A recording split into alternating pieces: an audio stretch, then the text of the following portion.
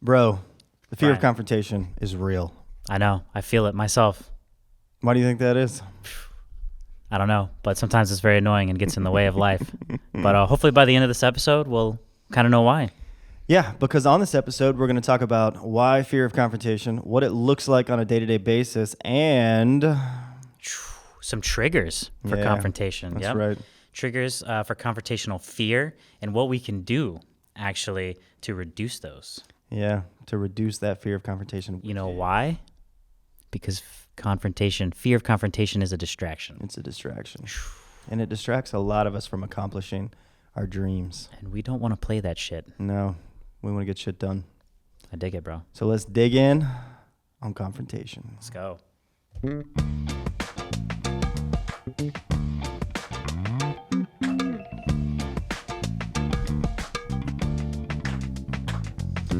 All right, so here's why we're talking about confrontation. Who are you? I'm Brian Noel. I'm Jonathan Noel. I messed that up so bad. I love it. Thank you for stopping me. This is the Focus Cast. Oh, where we share our journey to reduce distractions, Increase focus, and live a life with intention. intentions. Very nice. Oh, let's get focused as. Boy. Okay, so here's why we're talking about the fear of confrontation today. So we had an episode on delegation, and one of our listeners came up to me and said, man, I love the point that you said that one reason we don't like to delegate is because if the person we delegate to doesn't do their job, we have to confront them. Fear of confrontation during the delegation station. Yes, we fear delegation because we don't delegate because we fear confrontation. So Yeah, and a lot of people struggle crazy. with this, and Big time. I can empathize and relate with that. Yeah. Because, I'm one of the I'm like a diplomat. I like the harmony and shit. Yeah. I'm just not great at confrontation. Yeah. It is a skill I actively should work on. Yeah. I like that. I appreciate that transparency. It's just a cold hard fact. So, just so we know what confrontation looks like, what are some examples of day to day where you can be like, that person probably has a fear of confrontation? Ooh, this is a classic, I feel like. Email or text instead of a call. Oh my gosh. We all know deep down inside there's a topic or something that you want to talk about. You should be calling them. And you know exactly what you're doing when you email them instead. When your fingers or your thumbs hurt because you're trying to get a point across. When you've backspaced it 45 times and you've been sending that text for an hour and a half. Oh my gosh. Just call them. Oh, it kills me. In a lot of people who interact with me can contest. Yeah. That I have responded with, this is a phone conversation, not a text conversation. I'm not texting anymore. And I think that's great. Yeah. Because now you're not wasting time. Oh, it's ridiculous. Sending novels and shit back and forth, paragraphs. Email, first of all. Email is great for quick communication. Laying down some details. Yes. That you can refer back to. You go back to the email and say, okay. Here is the document that I completed. Please review. Exactly. I am available at 2:00. Yeah. I would love to set up a meeting around this. Let me know when you have capacity. Yeah. That is what email is for. Not, I can't believe last Tuesday you did this thing and it hurt my feelings. Let me sit here for 4 hours and write a 10-point dissertation on why you are a piece of shit in my mind.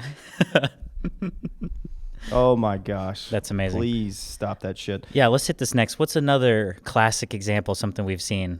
Become super passive aggressive. Ooh, just the way you say that is is the kind of person I picture who's being passive aggressive. When someone's like, they're just kind of like mean to you or whatever, but they're not telling you why. And you're like, what did I do to offend you? And they're like being super passive aggressive and they didn't even tell you why. They're like, yeah, I guess that's fine. Sure. Yeah, whatever you need. Sure. Whatever. Yeah, fine. Yeah, okay. Yeah, if that's how you want to do it, sure. It's like, and if anyone's been in a relationship, they can relate to the passive aggressive default versus just dealing with it, Yeah. It's like, why are you mad at me? Yeah. It's like, oh, you don't know? No, I fucking don't. If I knew, I wouldn't be talking about it right now. Yeah, like, come on. Give a person a break. Anyway. What's next, bro? What's some All right. examples? So, email and text, passive aggressive. Yep. Pretty classic examples. What about something like gossip? Maybe you're afraid of confrontation, so you hold it in. And what do you end up doing? You know, Ripping on people to other a people. little bit of negative water cooler break room talk. Yeah. Like fucking Jim. Yeah. He always does this. Yeah, I mean, demonizing others and gossip is a tall sign of fear of confrontation. I think so. You can't go to that person, and so you just go rip on them to everyone else. And it's one of those things where, I mean, we talked about it in a recent episode, like energy sucks. Yep. And gossip is one of those. And I have a very low tolerance for gossip. Oh, dude, I don't. If people are gossiping, I just fucking leave. Yeah. Yeah. Even though I'm not necessarily the best at confrontation, Yeah. you know, I'm never doing shit like this. Yeah. Ever. Yeah. Gossip. Ugh. Fuck that. Ugh. That's low vibration, toxic shit. Yeah, it really is. Anti-gossip. I'm anti-gossip. Anti-gossip gang. I don't even want to know. I don't even want to know. I don't care about other people's lives that much unless they're my friends or family. Yeah. We've talked about the Ron Swanson quote. Yeah. I worked with a guy for 5 years, never learned his name. Best friend I ever had. That's me. Yeah. Yeah. Yeah. And then last one here is play the victim. So you just, instead of having a healthy conflict, you just, everyone hates me, everyone abuses me, you just default to the victim. You just need to confront all these things. Basically, you're not confronting your own life to yourself. Oh, now that's a good point. That's really what that is. That's what that sounds like to me. Shit. So you That's good. need to confront your own demons on that one. So speaking of confronting our own demons, some of this comes from, we'll talk about past and present triggers, but sometimes this will manifest, we've talked about fight, flight, freeze, and fawn on different episodes, which I love. Go check those out. And those are our responses to a threat. Now, remember, when we say a threat, it can be a short-term threat, but we live in a society where we suffer from long-term threats. Right. The never-ending imaginary boogeyman threat. Yes, the economy will crash eventually. Yep. You're going to lose your whole life savings. Eventually. We're going to have a terrorist attack. Eventually. We're all going to die from cancer. Yep. Eventually. Some race hates me because of my race. All these things that we hear over and over again. From the legacy media. Yeah, that put us in these states. So the fear of confrontation also manifests itself in our trigger response, right? Because a confrontation is a threat. Right. Seemingly, based on our mindset. Pretty much. I mean, your body doesn't know the difference. Yeah. Unless you're familiar and comfortable and you understand, if you have a fear of confrontation, you might manifest. So the first one is, I like to, it's called avoidance. So that's your flight response to a fear of confrontation. You just straight up avoid that confrontation. Yeah. Like if you have a coworker that there's a bad situation, you're like not going to the break room at certain times because that person's in the break room because you want to avoid that conflict. That's a good old fashioned flight right there. That's flight. You call in sick. And you might literally be sick. We'll talk about that. Like your body physically gets sick.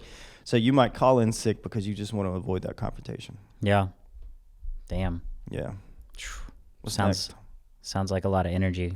And energies, yeah. A lot of energy wasted. What about some good old fashioned, we've talked about this before on the podcast, rumination. Freeze. Ooh, where you just sit there and you got so much going through your mind that you're frozen. You're frozen. You can't make a decision. You can't speak. You can't have a healthy dialogue. You're just frozen. Yeah. Sounds like I was saying before, you got to be able to confront yourself. Yeah. And figure out what the fuck's going on. Yeah. How many businesses right now in Fortune 500s that are made up of tens of thousands of employees, how much opportunity missed is there because employees are either frozen or flighting away from confrontation? Who knows? Just good old-fashioned hard decisions to make, and they're not doing it because their fear of confrontation. Yeah, because of a couple people in management or something, or you have someone who works there who's maybe an antagonizing piece of shit, Yeah. and no one has the balls to fire him. Yeah. Yeah. I love it. Yeah, yeah. A manager fears firing an employee because for whatever reason. But that employee is making everyone else miserable. Yeah. Oh. So the next Gosh. one is just straight up fight. And when I say fight, I mean like, because confrontation, like you need to have confrontation. I'm not talking about someone who steps into confrontation, so therefore they fight. I'm talking about someone that just turns into a complete asshole. Yeah. It's like, hey, I'm not really sure that Defensive. presentation is the best way this sales meeting should go. What do you mean? I'm an expert. Who are you? Why don't you go, like that Yeah, person. that's turning into being defensive. Yeah, a complete defensive asshole. Yeah. They just turn into a dick. So their confrontation style is just to lean in and get close and be mad and angry and blast that person and demean that person. Is that a word? Demean? Demeaning? Yeah. Yeah. Demean? Yeah. I've never said it like that, but anyway. So that's that person. They just go straight up and fight. You're like, hey man, that was a great sales pitch. The only thing I would work on is this, and then they just blow up. It's like, man, I was just giving you some constructive criticism, man. It's like no one's perfect. Yeah. Anyway, that's the fight response. Fawn, we hit this one most recently. Did a Yeah. whole episode on it. But in this context, avoiding confrontation, if you're fawning, what that would look like would be, the classic. You appease that person. Yeah. Yeah. So when someone comes up to you and to have good constructive confrontation, they just, oh, you're right. Yes, I'll do whatever you want.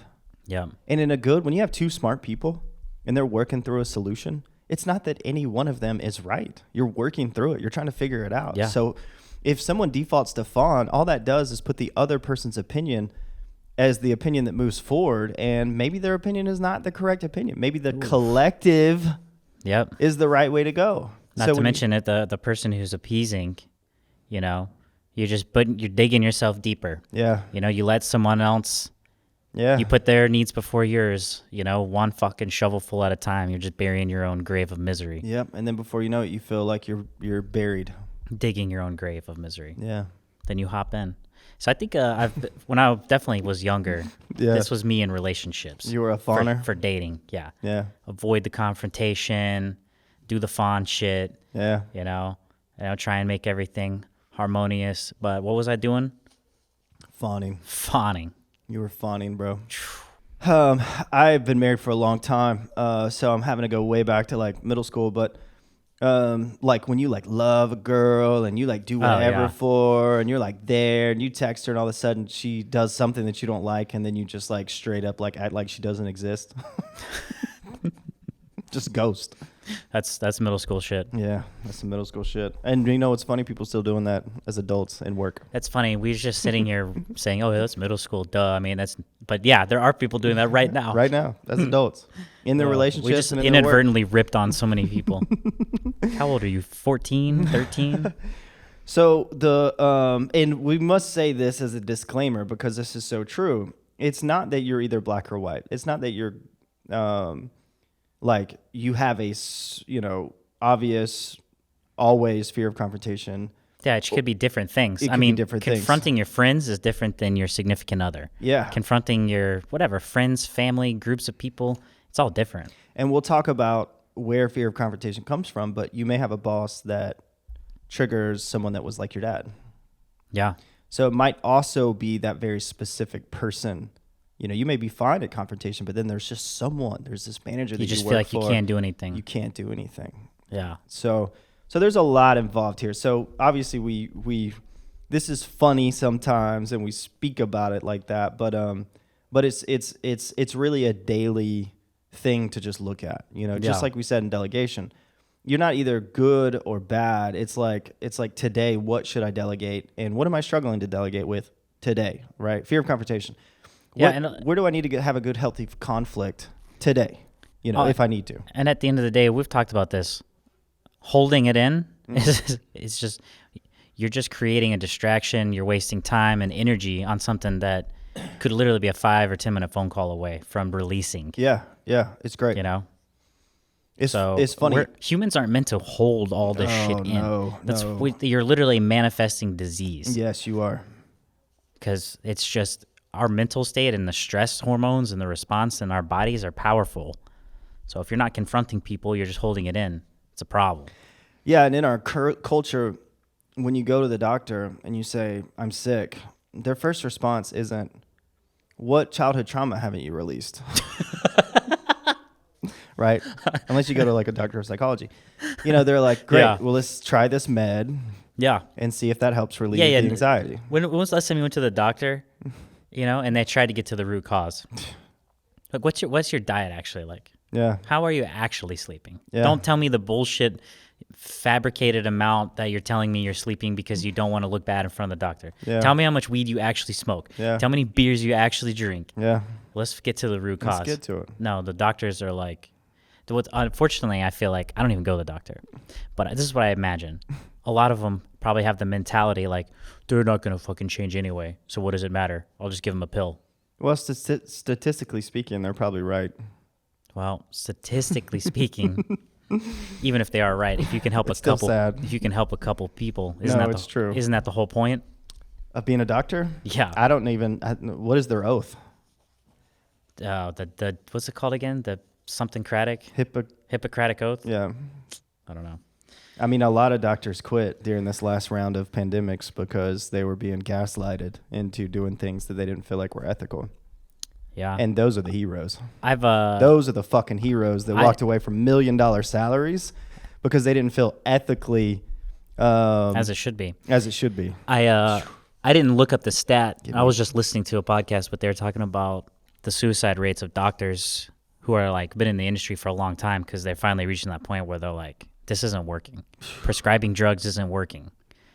This is kind of a tangent anyway, but I mean, you imagine you realize you devoted your whole life to a career, To a construct. and you started because you actually wanted to help people. Then you realize that you're like a glorified Drug dealer. drug peddler. I'm not saying doctors are drug dealers. Right. I'm saying some of them are incentivized to do that. Yeah. Yeah. Then one day you wake up and you're like, yeah, you know what? Maybe I'm done with this. Yeah. That's tragic. It's tragic. Yeah, suicide rate's high. Man, that's crazy. Anyway, So let's keep on going. Yeah. Fear of confrontation. I mean, what we talk about on all these things is do some introspective work and get to the root cause. Because if you have severe anxiety at work because of a fear of confrontation, do you want to solve the immediate, which is great, but do you also want to understand where that comes from and be free of that for the rest of your life? Yeah. I mean, I do. Yeah. That's why the fuck I'm doing all this shit. All right, so there's a physical response when you fear confrontation. Get that arm right, bro. I'm trying. So the body, because we're going to talk about what happens in the brain during confrontation next. So this will kind of be our tipping point. Physical here. response. Yeah, physical response. You mean like a good old fashioned rash? Rash. Like people Sweaty? literally get red and rashy and Yeah. sweaty. Oh yeah, all right, let's hit these first and I'll tell a story. Yeah. Yeah, sweaty, shaky, elevated heart rate, tightness of chest. Classic. Classic. So our neighbors were complaining about the music being Yeah, loud. I was there once. And so eventually they called the cops, all this dumb shit. So I have to go over there and I have to talk to these fuddy-duddies, and in my head, I'm just like, they're retired, Yeah. middle-aged people, yada, yada, yada. But I had to go over there and talk to them, and I felt this, Yeah. I'm like, what if they're going to be assholes? Like, what are they going to say? I'm getting like a little shaky. The amygdala's like, what if they pull out a shotgun? Yeah, what are they? So, but of course it was fine. And that's the whole thing about confrontation. You realize people are people. Yeah. They're not just going to, unless you're in a very abnormal situation, which Yeah. hopefully you're not in, they're not going to pull out a knife and start like waving it in your face. Right. Hopefully. Hopefully. Most people are pretty normal. Yes. And most people are, dealing with their own shit and they have their own needs. And this is Yeah. where confrontation is important. Yes. 'Cause you just talk about it person to person and you can resolve something that could be this huge ordeal that drags on and passive aggressive bullshit. Just face it right there. Right there. A lot of times the fear of confrontation are the exaggerated scripts that we write in our head. Exactly that. Oh, dude, I'm gonna go over there. They're gonna tell me to fuck off. Tell me if I ever step on their yard again, they're gonna shoot me. And Yeah. I show up, and we just talk for 10 minutes. Yeah. They're like, hey, man, our TV's right there next to y'all's wall, and Exactly. Trying to watch TV, and it's the bass. The bass carries over, and man, Exactly. I'm just trying to relax, and it was fine. I mean, they still called the cops, which is a bitch move. But That's honestly anyone who calls the cops, unless it's a life-threatening issue. That's why I had to go over there and resolve it, because I don't want cops in my house. Yeah. Plain and simple. Yeah. Anyway. Yeah. All right. So. Oh yeah, let's talk about that for a second. Maybe we'll have some time. Where are we at? 21 minutes. Yeah. What are we hitting? So what happens in the brain? All right. So we'll hit these pretty quick, but I just thought this is pretty interesting and why there's so much happening in our head during a confrontation. So first, the amygdala, and that's we've talked about the amygdala quite a bit. That's the emotional response, which is mostly fear, is activated, and a person you are confronting is seen as a threat or danger. So the amygdala is that part of the brain that's like still thinking that's like a lion that's going to eat you. Yeah, it's the fight or flight response. It's the primitive part of the brain. Primitive. It doesn't know that this might be about some TPS reports. What is it? Office Space? The TPS reports? Yes. The brain doesn't know. It's inside the skull. It doesn't see the outside world. It's in the dark. Yeah. It's in the dark. It just knows fear, stress hormones. Yeah, stress, like threat, right? Yep. They're going to fire me. They're going to kill me. They're going to ruin my reputation. Yep. I'll never get another job ever again. Yes. My kids are going to starve. Yes. That's the amygdala. So no, that's happening. That's happening. Prefrontal cortex. That's the big old boy up front, right? Yeah, making decisions, steering the ship. Yep. Decision making may generate negative thoughts or self-doubt, mental scripts. Yeah. Just like we're talking about. Yeah. So the amygdala kicks in. It's like, okay, I'm scared. Fear. What if I get? And then the prefrontal cortex might hop on, and that's when you're like, what if I get fired? Yeah. I get fired. I lose my mortgage. We got to sell the house. Yep. My kids can't go to private school. Oh, because you don't want to confront someone at work. When you say it out loud like that, you realize how ridiculous your situation may be. Yes. Now, if you have to confront someone about major fraud in your business and you're worried about actually getting killed because you might be exposing millions of dollars, okay, that's a different story. But that's not what we're talking about. Yeah, that's next level. Yeah, we're not talking about that. We're talking about everyday, just regular typical day interactions. So the next one is the anterior cingulate cortex. So if I pronounce that wrong, I apologize. I did look it up. Is involved in detecting and resolving conflicts. This is actually part of the brain that resolves conflicts. It may become overactive, which can lead to excessive worry, rumination, anxiety. So there's actually a part of the brain that can solve conflicts, that works on that, right? Conflict resolution there's a lot involved in conflict resolution. If you have high emotional intelligence, you want to understand your point of view and clearly articulate it. Yep. You want to hear the other person's point of view and clearly you want to receive that information. You want to be active at listening at their point of view. And then you want to take those 2 point of views and you want to make the best decision for whatever this is, a company, a project, a relationship. That takes a lot of the brain to do those things. It takes a lot of energy. So you've got the amygdala just screaming threat. You've got the prefrontal cortex telling you all the horrible things that are going to happen. Yeah, trying to analyze it, just analyze it. And then you've got the cingulate cortex that's like, okay, let's try to figure this out, right? And then lastly, we've got the good old sympathetic nervous system. Yeah. It's activated, which can lead to physical symptoms. That's what we're talking about before. Increased heart rate, sweating, muscle tension, as the body prepares for the confrontation. Yeah. As we're reading these, all I'm thinking is if you're feeling these, that just means even more you need to do it because it's having an effect on your body. Yes. Which means there are stress hormones pumping into your system. Yeah. Which means you're wasting energy and time. Yeah. And you're being distracted. Yeah. It's I've learned. Call them today. Call them today. So there's remember the Godfather scene where the horse is in the bed? Yeah. Of course. So right before that scene, the Godfather's guy, I don't remember his name, is at dinner, right? So the whole scene, to set it up quickly, is the Godfather wants his cousin, I think, in a movie. Be in the movie, yeah. And the director doesn't. So his guy goes to have dinner with him to tell him. The concierge, is that what they're called? Number 2? Yes, anyway. Number 2. And the guy, it's a cordial conversation, and they're talking about it. And the director's like, man, I can't have him in the movie. And the number 2 stops eating and he gets up and he says, the Godfather wants bad news immediately. And he goes right back to the Godfather and tells him. And then the next scene is the horse in the bed. But that's a little dramatic. Yeah. But I love that principle. Yeah. Bad news immediately. So you can course correct. So now, you can hopefully, course correct. hopefully, course correcting for you Does isn't decapitating horses and putting them in beds. But Yeah, but I love that, right? It's like deal with that stuff. yeah, the sooner you know, the sooner you can work towards a solution or move on or figure it out. Yeah, there's been probably a handful of times, not like 100, but probably 5 or 10 times, Yeah. where I called someone. One example I'm thinking in my head is that they were my boss at the time, and I called them immediately, and I said, "This is what happened. This part of it was my fault, and I just wanted to let you know now, Yeah. so that way if you hear about this, this is what happened." And they appreciated it. they appreciated it. Hell yeah, they did. Yeah, You damn right. you damn right. I didn't try to cover it up.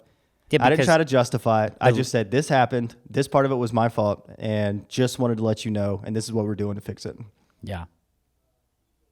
Because what's going to make you look stupid? Not telling them. And so Yeah. then a week goes by, and then they find out from someone else, and they're like, "Why didn't you just tell me?" Now, me telling that story makes me look like a very mature person, but let me tell you another story of me Okay. not being mature. Let's Okay? go. You Let's ready? go. Let's go.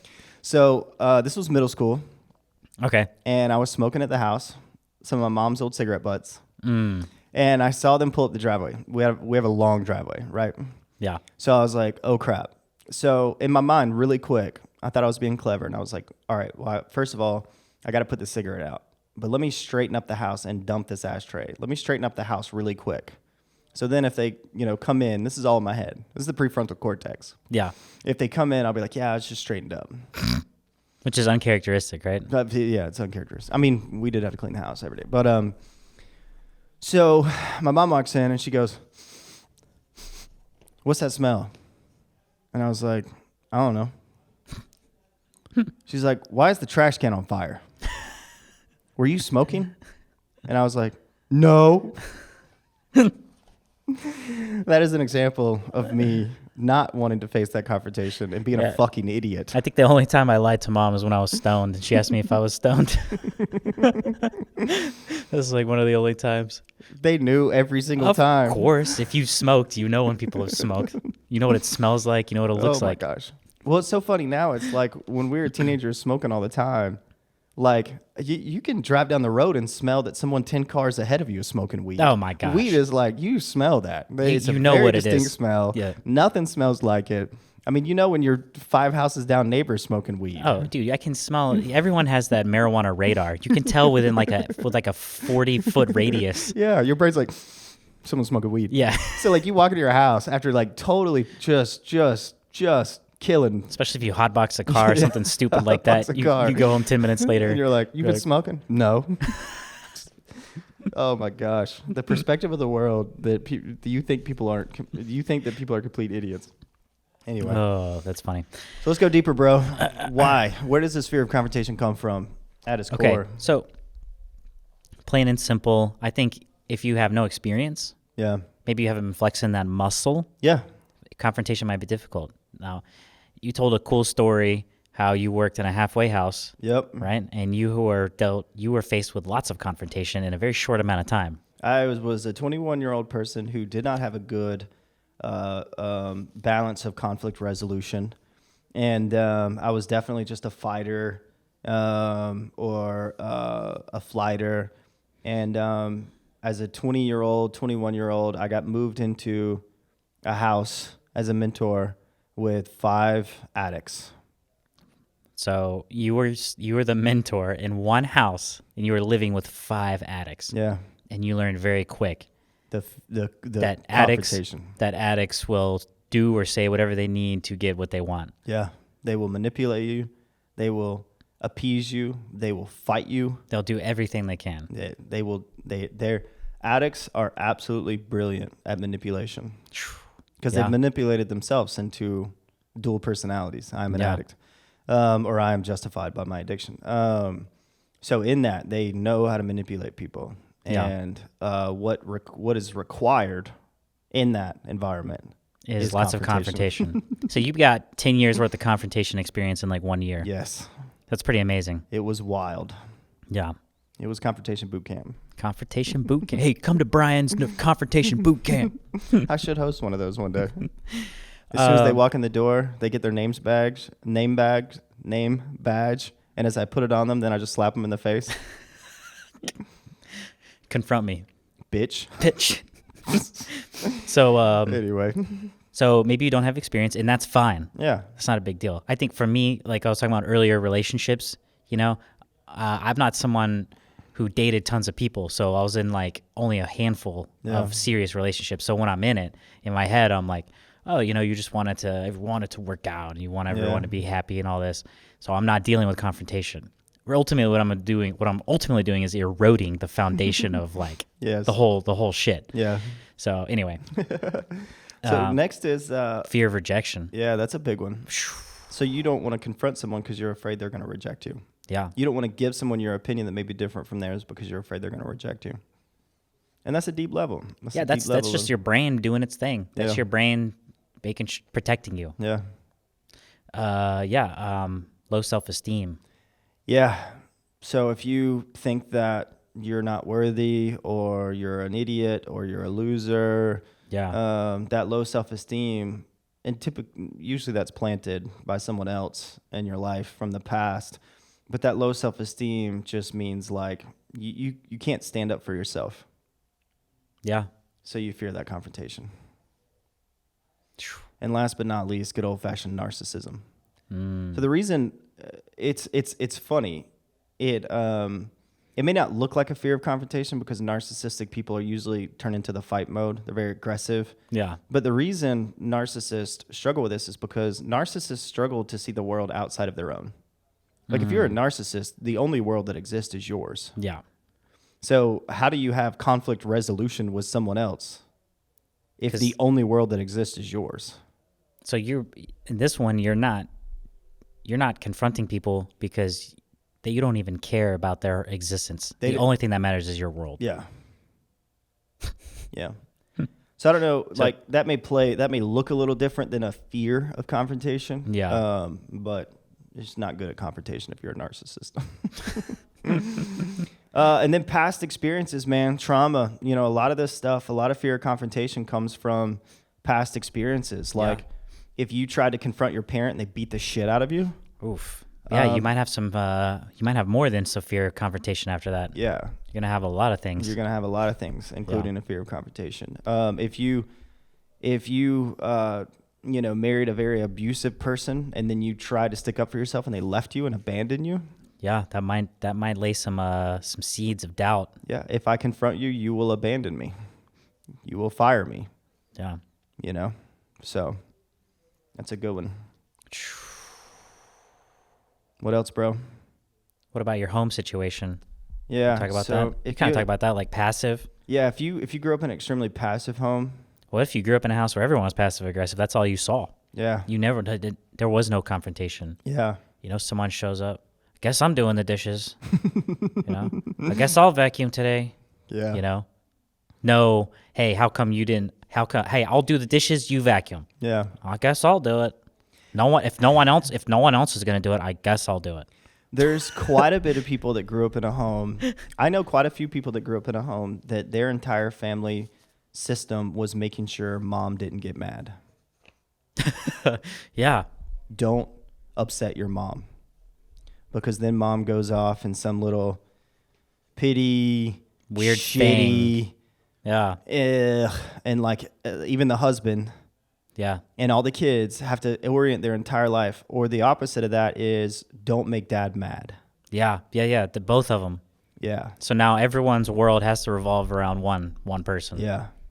And so you're walking on eggshells and shit. Walking on eggshells, because if you do anything wrong, it'll turn into a bigger thing. And so that definitely will long term turn into a significant fear of confrontation. Yeah. You avoid making that person angry or mad or upset at all costs.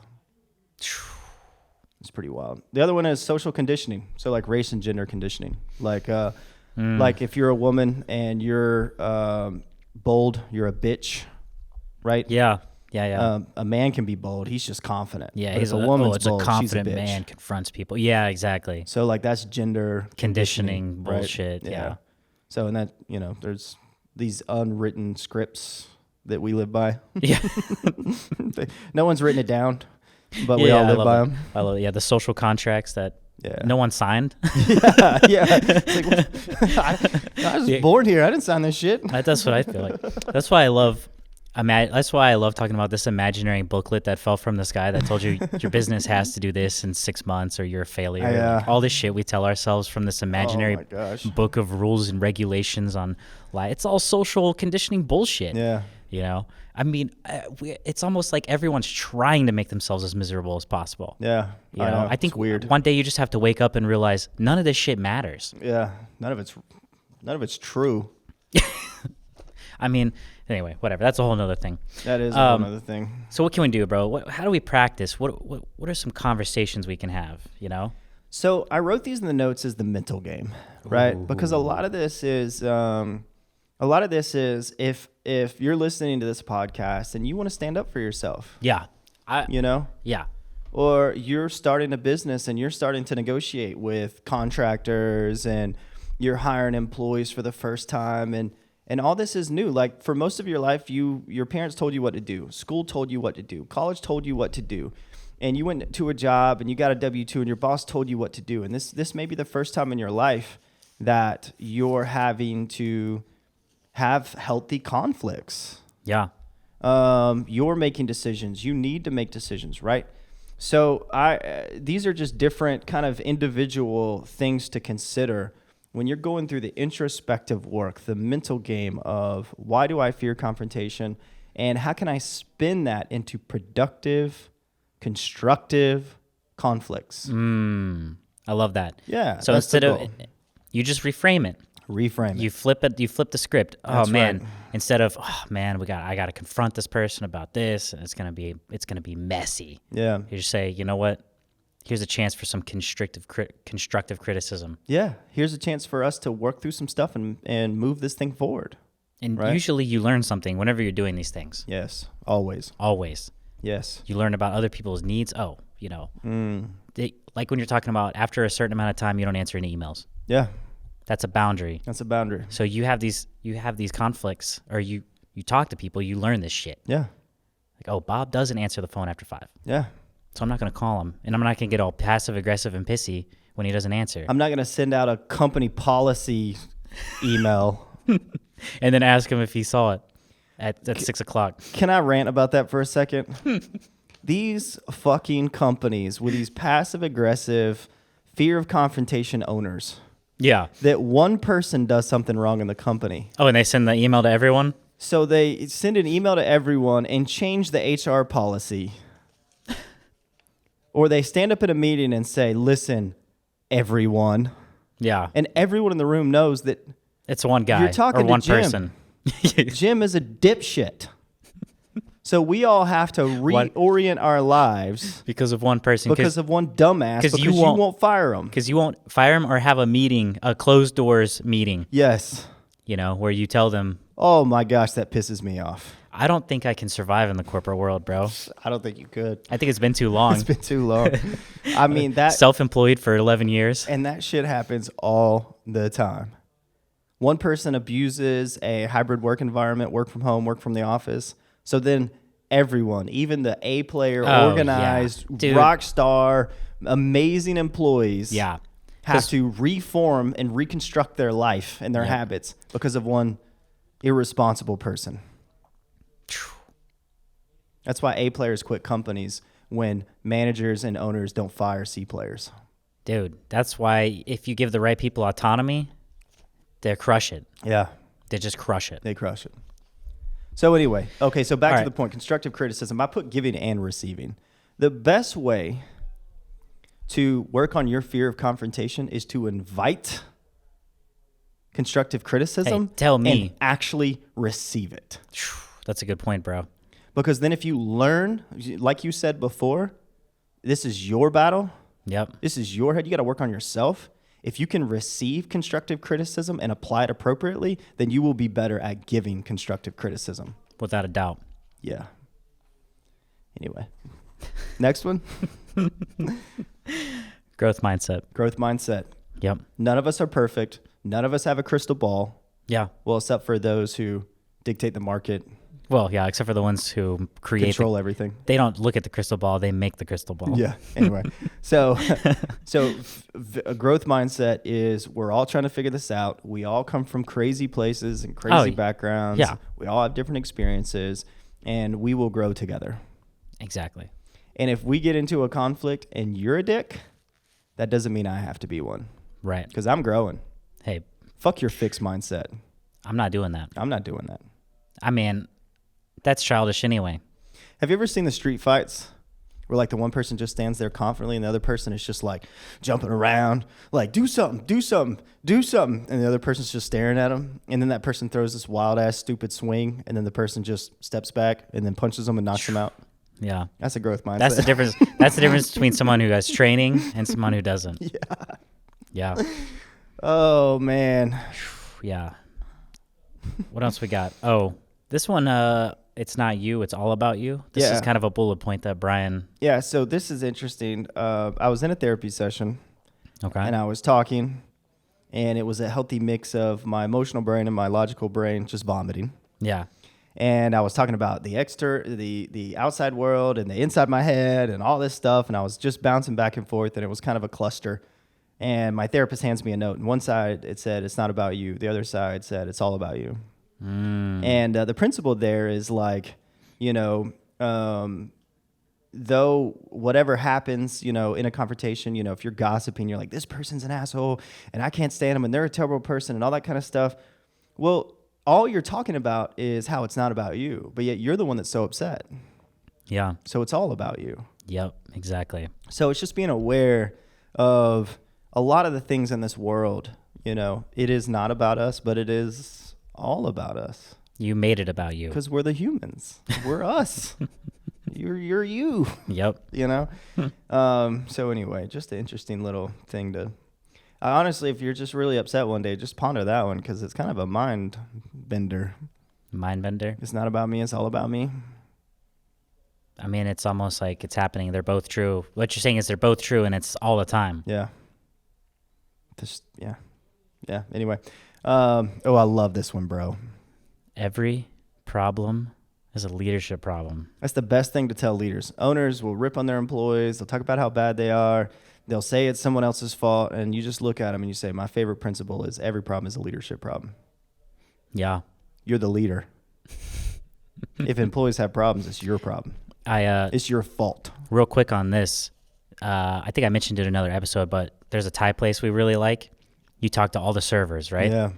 They talk about how great the owner is and how nice he is, and even though they could leave or work someone else and make more money, they stay because he cares.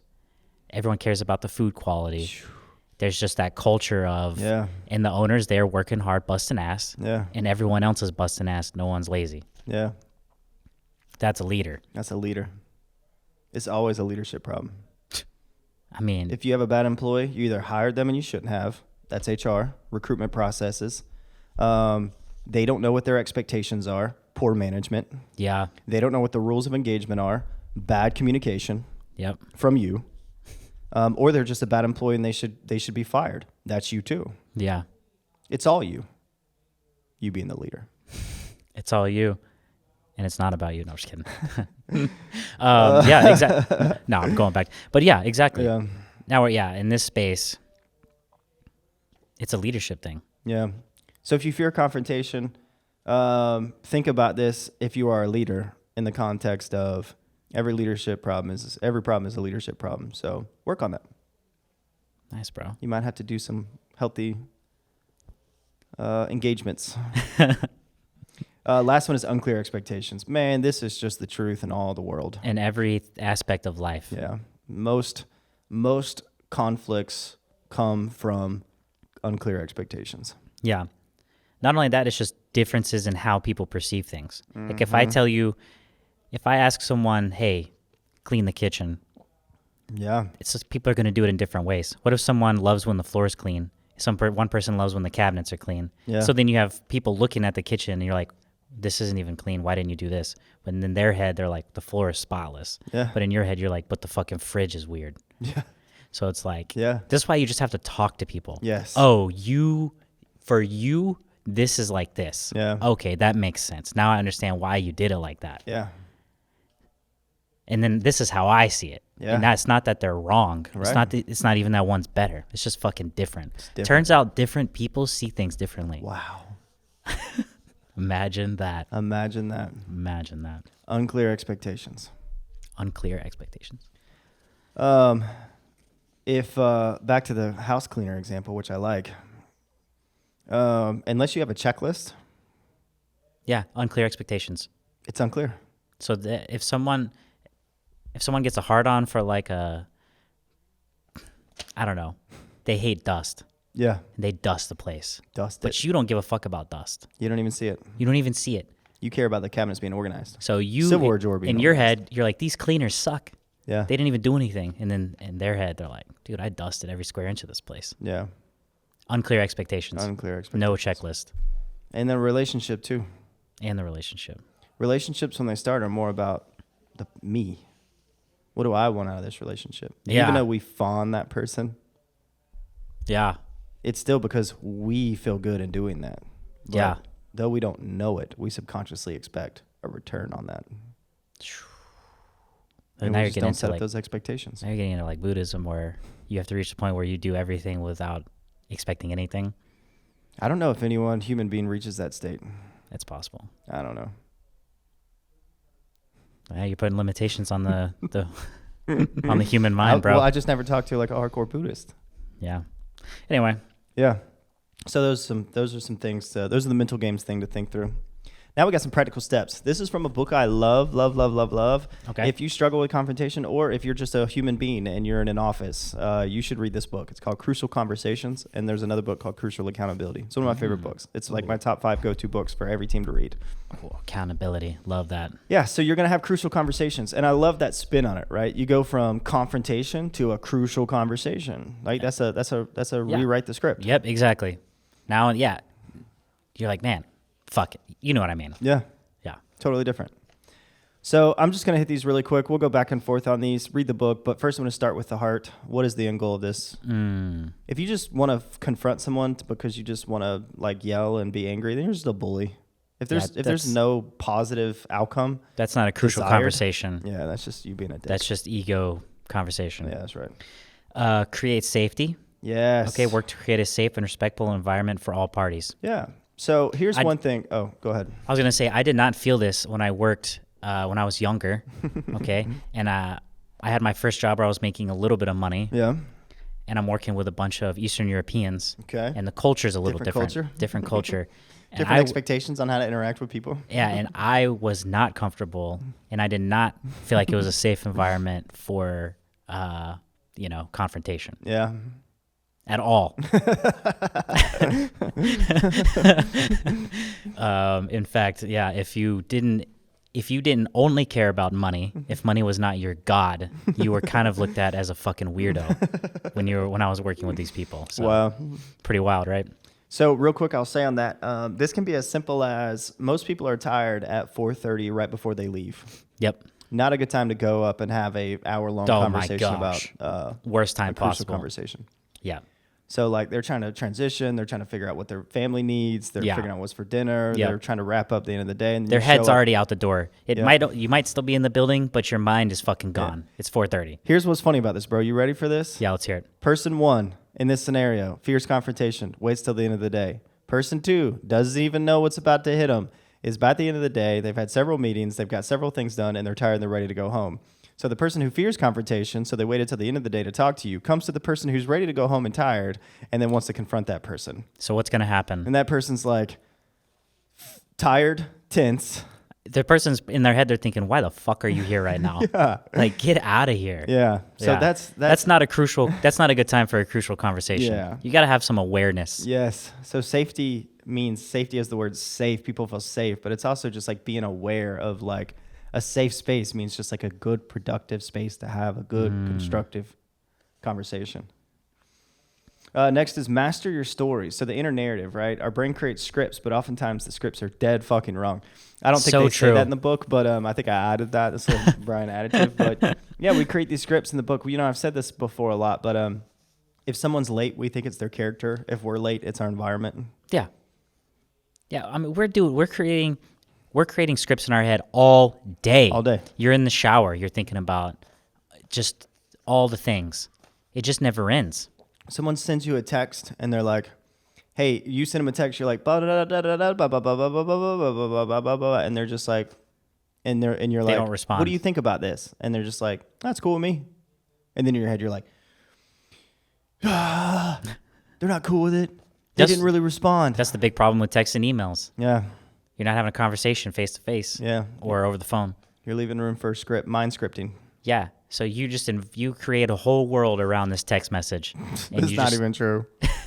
And then you talk to the person, you're like, oh, I was busy. Yeah. I was super busy. I just didn't want to not respond, so I responded. That actually happened to me and Donnie once. He sent me a bunch of text messages, and I was literally at the same time, Gus shit everywhere. Yeah. So I'm running around the house. I'm trying to clean this stuff up, and I think I responded, and I was like, yeah, or something like that. And later on, I had to tell him, I was like, hey, like, thanks for sending that information over. The reason I only said yes was because I was in the midst of a typical home crisis. Yeah. Like the dog was like vomiting, Gus was shitting, you know. Yeah, and that's what that all happened within like 10 minutes. You don't know what's going on in people's lives, so quit making up stories in your head. Just they'll respond to you when they respond. Mm-hmm. You know. Yeah. What's going on?